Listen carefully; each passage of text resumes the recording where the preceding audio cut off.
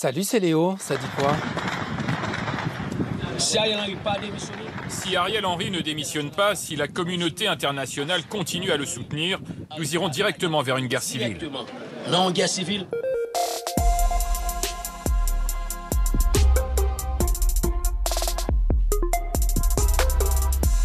Je te présente Jimmy Cherizier, surnommé Barbecue. C'est un ancien policier devenu chef de gang qui a encore plus plongé Haïti dans la terreur depuis quelques jours. Des gangs dans les rues, des milliers de prisonniers évadés, un gouvernement totalement dépassé. Barbecue veut renverser le gouvernement. On lutte pour le changement de ce pays. Nos dirigeants sont des corrompus. La police est corrompue. La justice, encore pire. Rien ne marche. Haïti est l'un des pays les plus pauvres au monde, situé sur l'île d'Hispaniola dans les Caraïbes, très instable depuis l'assassinat du président Jovenel Moïse en 2021. Le Premier ministre Ariel Henry est carrément soupçonné d'être lié à cet attentat. Il a depuis confisqué le pouvoir et donc depuis une semaine, les gangs ont profité d'un de ses voyages à l'étranger pour s'allier et l'empêcher de revenir en attaquant l'aéroport de la capitale, Port-au-Prince. Vous savez le problème de ce pays, c'est Ariel Henry. Ariel Henry, le Premier ministre. C'est un gouvernement de bandits. Alors, un bandit qui dirige le pays ne va arrêter les autres bandits. En quelques jours à peine, les gangs ont pris le contrôle des commissariats et de toute la capitale, où l'état d'urgence ainsi qu'un couvre-feu ont été décrétés. Les écoles et les banques sont fermées, tous les vols annulés. Les États-Unis demandent au Premier ministre d'accélérer la transition politique, alors qu'Ariel Henry aurait dû quitter le pouvoir en février. Ah, et au fait, t'as vu ce qui s'est passé en février? Qu'est-ce que c'est que ça? C'est un petit bébé. Bah ouais, un beau bébé même, parce que ça fait maintenant 9 mois qu'on n'arrête pas de battre des records mensuels de chaleur au niveau mondial. Selon l'Observatoire européen de l'état de la planète Copernicus, il a fait une moyenne de 13,54 degrés en février. Et c'est 1,77 degrés au-dessus des moyennes du 19e siècle. On est donc en train de sortir de l'hiver le plus chaud jamais enregistré dans le monde. L'école de la République est en danger selon un rapport sénatorial remis mercredi au gouvernement. Il avait été demandé par la famille de Samuel Paty après l'assassinat terroriste du professeur d'histoire géo en 2020. Et les sénateurs l'ont en fait étendu à toutes les agressions dont les professeurs sont victimes au quotidien. Ils dénoncent leur terrible solitude et l'éloignement de leur hiérarchie dans les rectorats.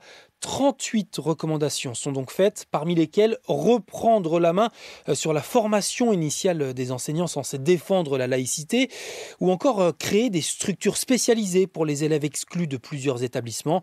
Les deux sénateurs de droite et du centre derrière ce rapport veulent également étendre l'interdiction du port de tenues religieuses ostentatoires à toute activité organisée par l'institution scolaire, même en dehors de l'établissement. Bon, et puis tu reconnais sûrement ce tube de L'Homme Pâle. Eh ben, figure-toi que le rappeur a été placé en garde à vue la semaine dernière pour une deuxième plainte pour viol. Il a été confronté à son accusatrice qui dénonce des faits remontant à 2018. Mais pour l'instant, L'Homme Pâle n'est pas poursuivi dans cette affaire. Sa garde à vue a été levée et l'enquête continue. Je te déteste comme cette phrase qui dit « C'était trop beau pour être vrai ».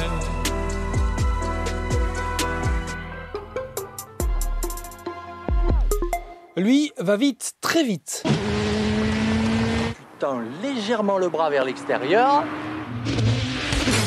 Kylian Mbappé est flashé à 38 km/h en Ligue des Champions. Alors certains le comparent déjà à Usain Bolt, sauf que le recordman du monde du 100 mètres dépassait les 44 km/h en 2009. Kiki, lui, pourrait éventuellement courir le 100 mètres en 10 secondes 90, soit le record de France de 1921. Attendez une minute. Ça, c'est le TGV ? Ouais, c'est une belle machine, hein. Ça tient bien dans les courbes.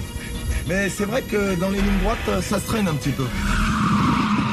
À noter hier en Ligue des Champions les qualifications du Real et de Manchester City qui rejoignent donc le Bayern et Paris en quart de finale. Ce soir, c'est Ligue Europa. L'Olympique de Marseille accueille Villarreal en 8e de finale aller. Coup d'envoi à 21h. Et c'est fini! Et pour la première fois en 10 ans, il y a une équipe française au Final Four de l'Euroleague Women. Et puis c'est une des plus belles pages de l'histoire du basket français qui est en train de s'écrire dans le Nord à Villeneuve-d'Ascq. Les joueuses de l'ESBVA se sont qualifiées hier pour le Final Four de l'Euroleague féminine.